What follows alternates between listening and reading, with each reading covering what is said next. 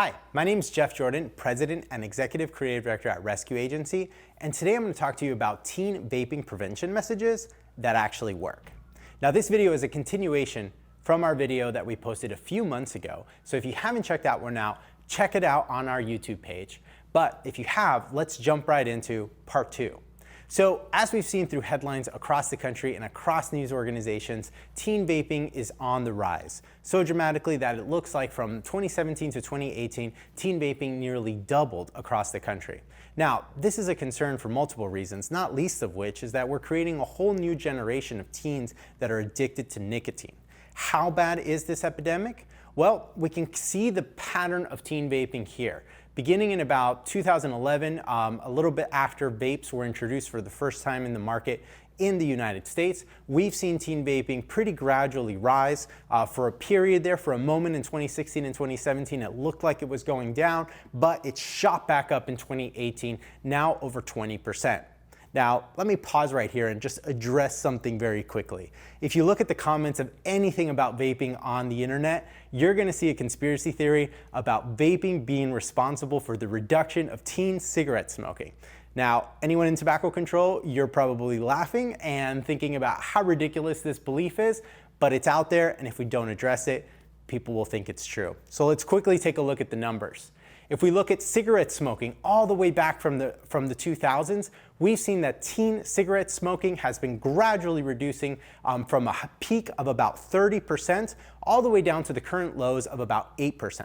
Now, the conspiracy theory is that teen vaping, which began essentially in 2011, is responsible, at least in part, to this decrease. But if you look at the pattern, what you're going to see is that the rate of reduction that began in the year 2000 has continued pretty steadily up until about 2016, when rates have been fairly stable. Now, there is a reduction from the year 2011 all the way to 2018 from about 14–15% to about 8%, which is at about the same time that teen vaping took off. But there's two really big reasons why these two are probably unrelated. The first of which is teen cigarette smoking was already going down beforehand. So why are we to believe that all of the tobacco control strategies that were in place from the year 2000 all the way to 2010 that so successfully reduced teen smoking from 30% to about 15% suddenly stopped working, right? That's kind of unreasonable. So we should expect that those strategies continue to work. Second, there was a pretty big change in the year 2010, and that is that the federal tobacco tax on cigarettes went up by a whole $1. And what we know from all the research about tobacco taxes is that this has an immediate effect on smoking for both teenagers and adults. And so it's reasonable to expect that this had an impact in continuing to reduce teen smoking. And finally, least of which, if we look at the vaping rate in 2018, we're looking at a vaping rate of over 20%. We have not had a teen cigarette smoking rate of over 20% since about the year 2000. So there is absolutely no way that we can associate teen vaping going up with teen cigarette smoking going down. Maybe for a tiny piece of that reduction is possibly associated with it, but for the most part, these two are unrelated. And what we are seeing is that we have a whole new generation of teens that are getting addicted to nicotine specifically because of vape, and these are teens who would not have smoked cigarettes and would not have become addicted had it not been for the introduction of vape products. So the data is clear. Vaping is leading to an increase in teens addicted to nicotine, and we have to take action on it right away. So let's look at this crisis. There are three things we're going to focus on in this video. The first one is, what is the difference between teen vaping and cigarette smoking, and can we address them in the same way? So can we use the success that we had with teen cigarette smoking to address the teen vaping epidemic? We're going to take a quick look at that. Then we're going to look at, well, which teens are currently vaping, and are all teens at equal risk? It's important not to get caught up in the hype and in the headlines where the assumption is that every single teen is currently vaping. That is not true. So let's look at who actually is and then figure out how to reach them. And last but not least, what are the most effective vaping prevention messages for teens? We've done research in multiple states now, focus groups with over 100 teens that are letting us know exactly what kind of message are resonating and are not resonating with teens when it comes to vaping. So let's jump right in. The first question is, what is the difference between teen vaping and cigarette smoking, and can we address them in the same way? So the first thing we have to understand is that when we're looking at behavior change, there's different ways to actually cause behavior change. And a good way to organize these different strategies is through a model called the behavior change pathways. Now, we use the behavior change pathways for any kind of behavior, everything from exercise, nutrition, smoking, opioids, etc. It helps us organize all of the different strategies that are available to us as change agents to cause change in our communities.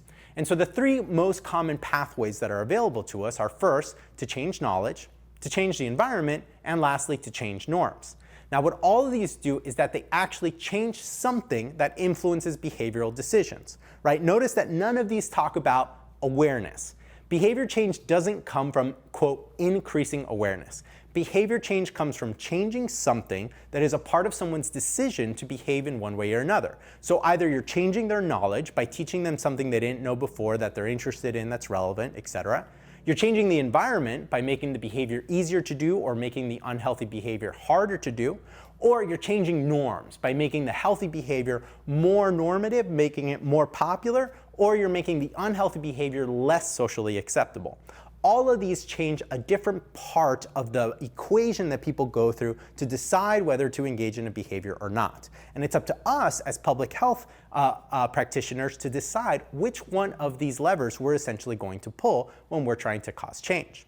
Now, the really interesting thing about these three levers is that they kind of work in a cascade effect. So let's assume that we have a brand new behavior that no one ever knew was harmful. The first thing that we would want to do is inform people that it's harmful. Because there's many people that are going to take that information and act upon it and change their behavior. And so that is kind of the most direct and easiest way to cause behavior change. There's an entire field of health education that's focused on this idea of simply teaching people what's healthy and what's not. The next thing we want to do is typically change the environment. Now, changing the environment usually comes from policy change, so things like excise taxes or things like the actual built environment. Things like access, for example, making it illegal for teens to be able to buy cigarettes or buy vape products. Right now we have a big movement across the US called Tobacco 21 that's increasing the age of tobacco purchasing to 21. That's part of changing the environment, making it harder for people to engage in the unhealthy behavior. And then lastly, we have changing norms. And so changing norms is kind of the biggest lift of all, and that is convincing people that something is not acceptable. An unhealthy behavior is no longer what is accepted in society, and there are many groups of people within the United States amongst which smoking really is no longer acceptable, where the few who continue to smoke do so usually in a bit of hiding because it's not a part of their social group.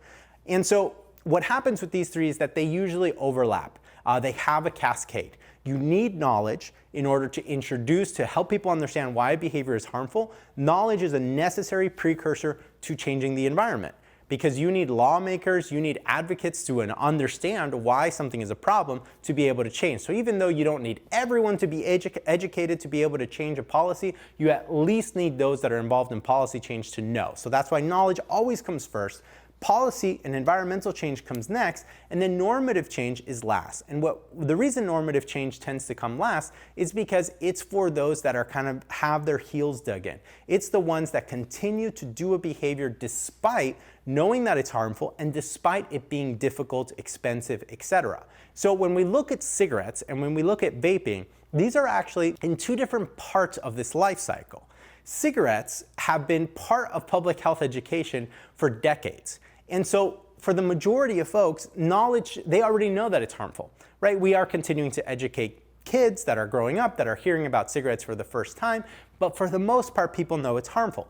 In addition, we have a pretty strong policy environment against cigarettes, making it hard to smoke cigarettes. Now, this isn't true in every state. There are some states that still need a lot of policy change, proven policy change to reduce their cigarette smoking rate. But over half of the states have the majority of policies that are recommended to reduce cigarette smoking. And so those that are left that continue to smoke cigarettes tend to be because within their social group, within their culture, cigarette smoking is acceptable, it's desirable, it's socially cool. And so we want to change that, and that's where we start to do normative change. And so today, if you're trying to reduce cigarette smoking amongst teenagers and young adults, you're probably going to be towards the tail end of environmental change, right? Making sure we're getting those final policies like Tobacco 21, or if your state still doesn't have things like clean indoor air or excise taxes, etc., maybe you're working on those things. But for the most part, we want to be investing in normative change, because normative change is kind of that next step after we've done all of the low-hanging fruit that we can do. But when it comes to vaping, we're at the opposite end. We've just started with knowledge change. I mean, we're still researching the actual risks of vaping. So we're still educating people as the science comes out to understand what exactly is vaping and what does it do to your body. And we're just establishing the policy environment, right? We're just establishing in many states a few years ago, teens could legally buy vape products. Today, that's for the most part no longer true, but we have a whole enforcement process that's needed, etc. So we're in the beginning of knowledge change and environmental change with vaping. So what that means is that yes, we can use the same strategies for both cigarettes and vaping, but we have to understand where they are in their life cycle. We don't need to be necessarily using too many normative strategies yet with vaping. We have a lot of progress to be made with knowledge and environmental change. In contrast with cigarettes, we've made a lot of progress with knowledge and environmental change, and now we're looking at more the tail end of environmental change and normative change. So the strategies work for both behaviors. They're just in different time points, and we use different strategies based on their time points. Okay, so let's move into question 2. Which teens are currently vaping, and are all teens at equal risk? Now, this is actually a question that we tackled with our first video, Trends of Teen Vaping. Feel free to click on it to watch the full video. Quick summary of what we found through our data. Began with our use of peer crowds. And so peer crowds is our approach to segmenting teens, focused on essentially teen subcultures. If you don't know anything about peer crowds yet, I encourage you to watch one of our videos that goes in depth about peer crowds. But essentially, there's 5 different peer crowds that we've identified across the country, pretty much no matter where we go, rural, urban, east, west, etc. And that's the mainstream teens, popular, hip hop, country, and alternative. And what we've seen is that there are different patterns of tobacco use for each of these peer crowds or subcultures. So when we look at cigarette smoking, and this data is specifically for Virginia because we have really robust representative data from Virginia, but we see a similar pattern in other states where we do research, is that while overall teen cigarette smoking in the state was about 8% in 2015 and 6% in 2017, those trends are a little different for different groups. Popular teens pretty much mimic it, about 7.3 and 6.4% in those 2 years. But mainstream teens are all the way down at 2.6% in 2015 and less than 1% in 2017. While hip hop teens are higher. They're about 10.8% in 2015 and 7.7% in 2017. And then for country teens, it's 6.9% in 2015, 8.5% in 2017, and lastly, alternative teens, our highest at-risk group for cigarette smoking, are at 16.8% in 2015 and 11.6% in 2017. So what we know, and this is a very common pattern across the country, is that our most at-risk groups for cigarette smoking, traditional tobacco use, are hip-hop, country, and alternative, with country and popular kind of being at that moderate risk level, and mainstream teens being very, very low risk. And so keep that in mind, because there's never really a behavior that every teen is at equal risk of performing. In the case of cigarettes, we have about 4 peer crowds that are fairly similar in risk, maybe alternative kind of being the biggest outlier there. But then on the other side, we also have mainstream teens at extremely low risk. And so any campaign that you create for cigarette smoking, you want to make sure you're not wasting your funds on mainstream teens who are already not smoking and not going to smoke pretty much no matter what, and that you're focusing on some of these higher risk groups. Now, when we look at the same data for vaping, we see a really unusual trend. And what we saw was that while overall vaping in Virginia went down from 16.3% in 2015 to 11.9% in 2017, which is the most recent year that we still have data for, popular teen vaping use went up from 15 to 18%. Mainstream went down, still very low, 4 to 2.4%, almost a similar rate as cigarette smoking. Hip-hop use went down dramatically from 26% to 14%. Country use went down from 16% to 10%. And alternative use went down from 21% to 10%. So why is it that rates amongst hip-hop, country, and alternative teens nearly were sliced in half, while rates for popular teens went up? Well, What we theorize and what we're seeing in the research that we're doing is that these are two completely different trends, completely different groups of teens using completely different products. Essentially, the first trend that we see is the first generation of e-cigs and mods and vapes and things like that. These were originally adopted by higher risk teens like hip hop, alternative, and country that were traditional users of cigarettes and other products. So the teens that were already at risk for using tobacco adopted this first wave of e-cigarettes and vape products. But then at about 2015, a new wave, a second generation of vape products came out, products like Juul, that were specifically had promotions that very much look like popular teens. We don't know what was in their head, but we can certainly look at what those things look like. And the early advertising for those products was that this is a new sleek, sexy, exciting product. And who were the teens that appealed to the most? It was popular teens. So we've seen that popular teens are adopting the new second generation of vaping products, and that's now who's at risk. So our traditional high-risk groups are going down, while popular teens, which is traditionally a moderate risk group, is now at the highest risk of vaping products. So when we think about who we want to reach with our vaping prevention messages, no, we don't want to reach everybody. Mainstream teens continue to be at significantly low levels, but popular teens are who are increasing and who are at highest risk right now of adopting this behavior, and who you need to make sure that you're reaching with your campaign. So with that information in mind, let's jump to our third question and what we're here for, which is, which are the most effective vaping prevention messages for teens? So to investigate this, we've been doing focus groups in multiple states over the past year. Over 100 teens have participated in these groups.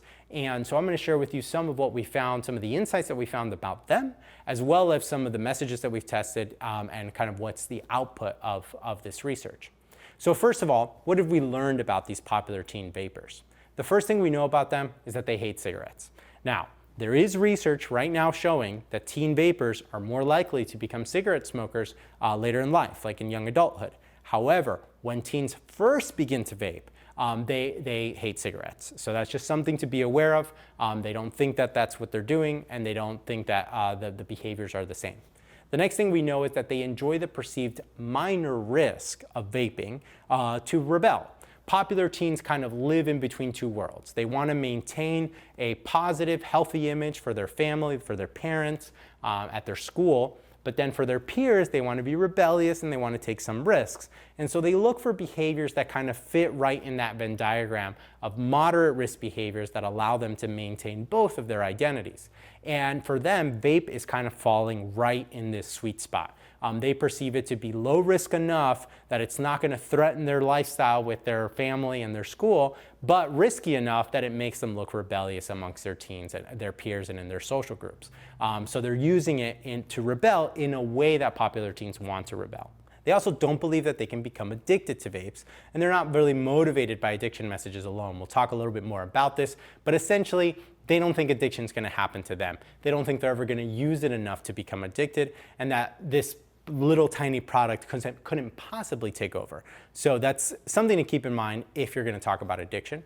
They're concerned about the chemicals and the potential harms in the products. They don't really know them. It's a concern, and right now they're kind of okay with what they assume the risk is, but aren't really sure. And then finally, they don't think they're being manipulated by the industry. They don't really think they can be manipulated. Popular teens tend to be very independent. They tend to feel like they're making their own decisions. And so it's hard to convince them that they're being manipulated. But they are concerned a little bit about what the industry isn't telling them. So we'll talk about this as well. And so from all of this research, what we've ended up with is essentially three promising areas for messaging for vape prevention. The first area is vape chemicals. And so teens want to know what's in vape, and they want to know what those chemicals actually are and what could happen. We'll talk a little bit more about that. The vaping industry, there's some nuances here about how we can talk about the vaping industry in a way that is appealing to popular teens, or at least it deters them from vaping. And then finally, addiction. And addiction's the trickiest one, but we have found some insights that are guiding some of our messaging. So let's jump into our first area of messaging, which is vaping chemicals. Now, what we learned about vaping chemicals is that many popular teens assume that vapes are pretty much just harmless water vapor. And this has been something that's been, really encouraged online, really repeated online. And so one of the things that is pretty motivating to them is learning that there are chemicals present in the vapor that comes out. It makes them reconsider their use. Talking about it as an aerosol versus a vapor, which is what it actually is, an aerosol, helps them understand what is really going on.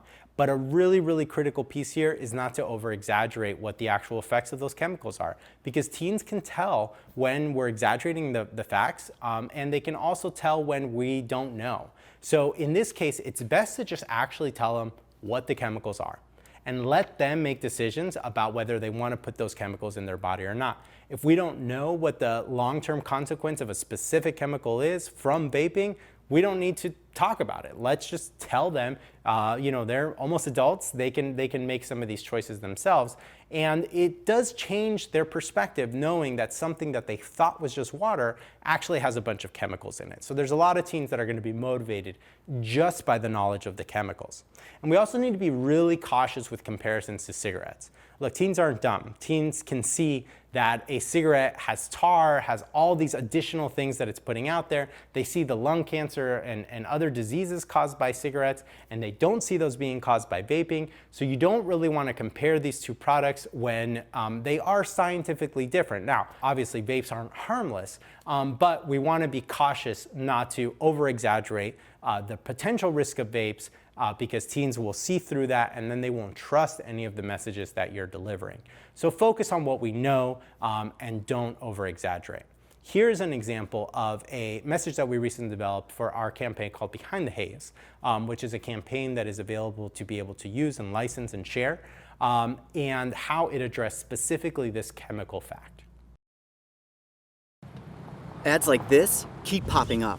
But I see through the hype, because those vape clouds people claim are just water vapor contain as many as 31 different chemicals, like formaldehyde, the stuff they preserve dead bodies with. And while the flavors sound all harmless, we still have no idea what these ingredients could be doing to our bodies. But I already see vaping for exactly what it is. Look past the vape hype. Get the real facts at BehindTheHaze.com. So in this Behind the Haze ad, you see a lot of these lessons being applied. First of all, we're talking about the chemicals without necessarily saying what the outcome of those chemicals are, because the science is still out there for us to really understand that. And we're letting teens make their own decision by simply understanding that what they're inhaling is not just water vapor. It has these 31 different chemicals, and telling them about some of the chemicals and letting them make that choice. We've seen this be a very effective tactic because it helps them kind of see through some of the advertising that they're seeing to understand, okay, this is really what's going on. And the campaign is actually empowering me to make my own choice. That's a really, really good feeling to teens. Teens like to be respected. Teens like to know that a campaign sees them as adults and sees them as someone that can make their own choices with more information. So they really appreciate this message. It has tested extremely well across focus groups across states.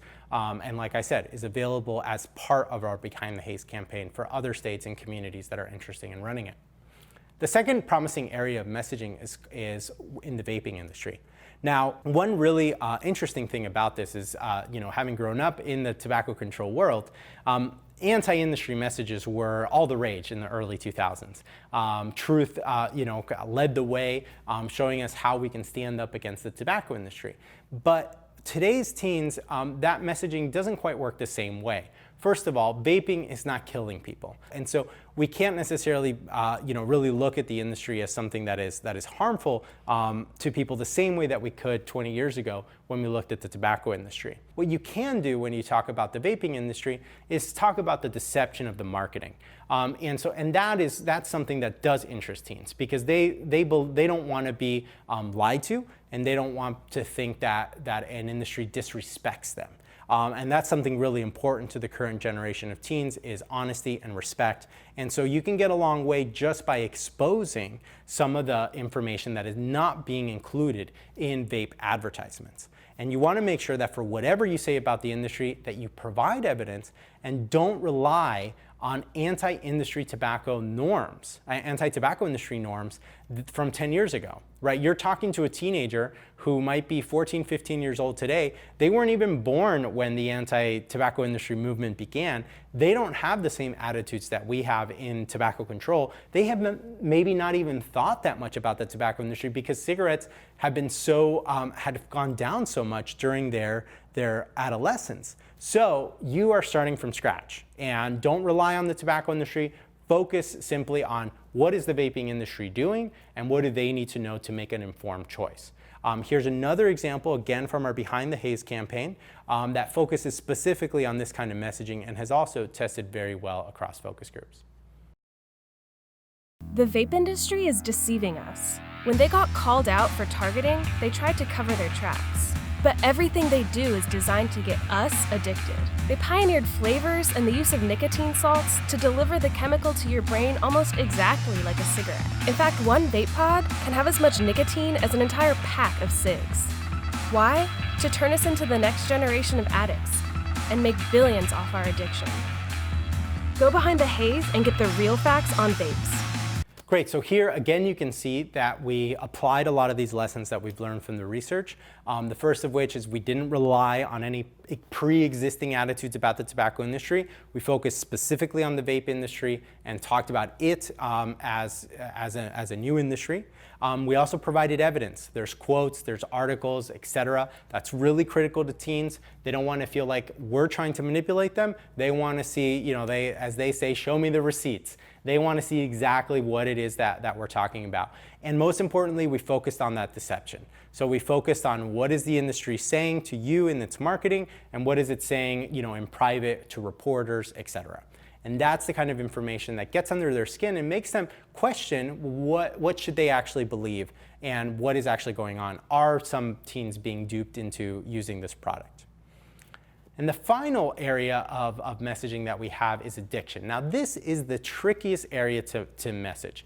The first thing is teens don't care about increased risk of cigarette smoking. So I know it's really, really concerning to us in tobacco control that we're seeing these scary rates of teens who vape being significantly more likely to smoke cigarettes. But let me tell you, a teen doesn't care about that fact and can't really process that information. Like, what does it mean that my risk of smoking goes up? I am in control of my decisions. I'm in control of whether I smoke a cigarette or not. So that fact just is very weird and confusing. So don't talk about it. It's not gonna go anywhere. They also don't believe they're personally at risk for addiction. So if you tell them you're gonna get addicted to this, it's almost like a challenge to them. They say like, no, I'm not. Let me prove it to you. And let me show you how much I can vape without getting addicted. So that's also a really tricky area to go into. But what we can talk about is showing what addiction looks like and showing it in a social context. So because vaping is happening in a social context, we want to show the consequences of vaping in that same context. And showing addiction in a social context is actually pretty intriguing to teens. It makes them reconsider, do they want to be that person who is always needing a vape, who is always holding it, who is always wanting it? And in that case, they're not thinking about it quite as in like, I'm going to be addicted, but they're thinking it a little bit more like, well, I don't want to be that person who is attached to their vape, who others perceive as addicted. Whether the addiction is there or not, it's how people look at you. And that seems to be a more promising area of messaging rather than telling them about the risks of addiction, because now we're tapping into social norms, normative messages about addiction. And we want to be very clear here. Now there's some very, very specific comparisons between the nicotine in cigarettes and the nicotine in vape. And you want to make those comparisons because they are true and we want people to understand them. But you got to be super clear because as soon as a teen thinks you're saying that cigarettes and vapes are equally harmful, your message loses credibility. So you got to be very, very clear that when you compare the addiction in both of them, that you are clearly saying that, and that you're not trying to exaggerate, you're not trying to extrapolate to other consequences, etc. Be clear, be specific, and that is enough for teens to be scared because they have seen cigarette addiction.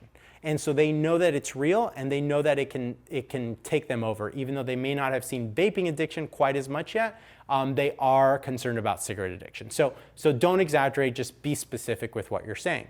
Now, the final example here I have to show you is from a brand new campaign that we just launched in Vermont with the Vermont Department of Health called UnHyped. And this campaign is a custom-built campaign for that department, which we do for states across the country, and is focused specifically on this, on kind of the social norms and the social impact of becoming addicted to vaping. Bro, what are you doing? Nothing. It looks like you're sucking on a flash drive. Yeah, well, it tastes like mango. Dude, that's just covering up the chemicals in there. Like formaldehyde, you know, stuff they use to preserve dead bodies. If it's so bad, then why do I want it all the time? That's like the definition of addiction. You know, one of those pods have as much nicotine as a pack of cigarettes. Mango. We gotta get you some help. Look past the vape hype. Get the real facts at unhypedvt.com.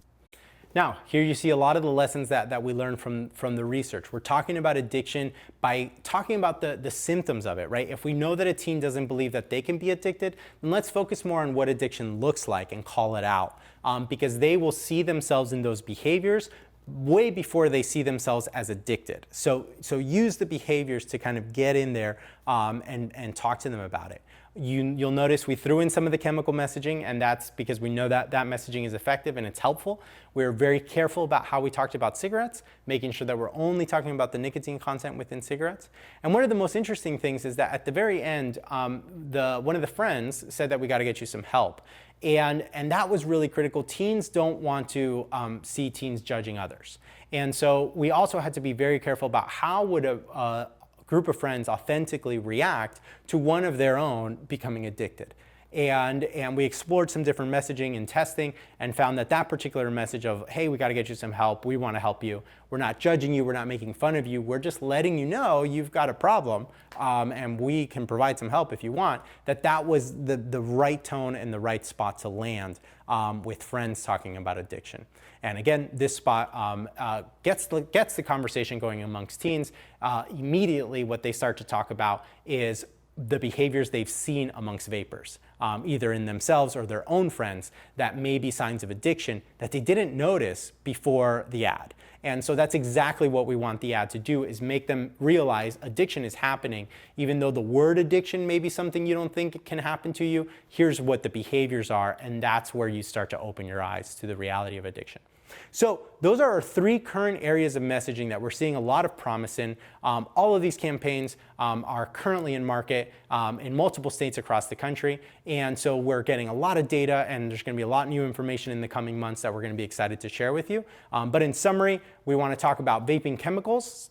Talk about the chemicals, don't over-exaggerate the consequences, don't talk about things we don't know scientifically yet, just share what the chemicals are, break this notion that a vape is harmless water vapor. You'll get really far just by achieving that. The second area is talk about the vaping industry as a brand new industry. Don't try and tie it to 10, 20-year-old information about the tobacco industry. These are new teens. They weren't around then. They need the information fresh, and they need to know about the deception. They're not just going to assume the vaping industry is evil, so don't assume it in your messaging. Tell them, give them the evidence, show them the receipts.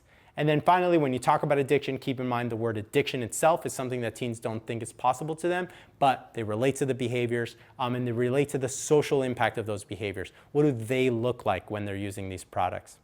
And so in summary, if you are getting ready to launch or develop or thinking about developing your own vaping campaign, we encourage you to think about Behind the Haze. That is a campaign that is available for licensing around the country in any state, any community that's interested in hosting their own campaign. And we're also happy to help you build your own custom campaign like UnHyped in Vermont that is developed specifically for you and the teens in your community. And with that, until next time, we hope you'll check out some of our other videos on our YouTube, or drop us a line, reach out to us if you want to talk a little bit more of how to cause behavior change within your community. I'm Jeff Jordan from Rescue Agency, and thank you very much.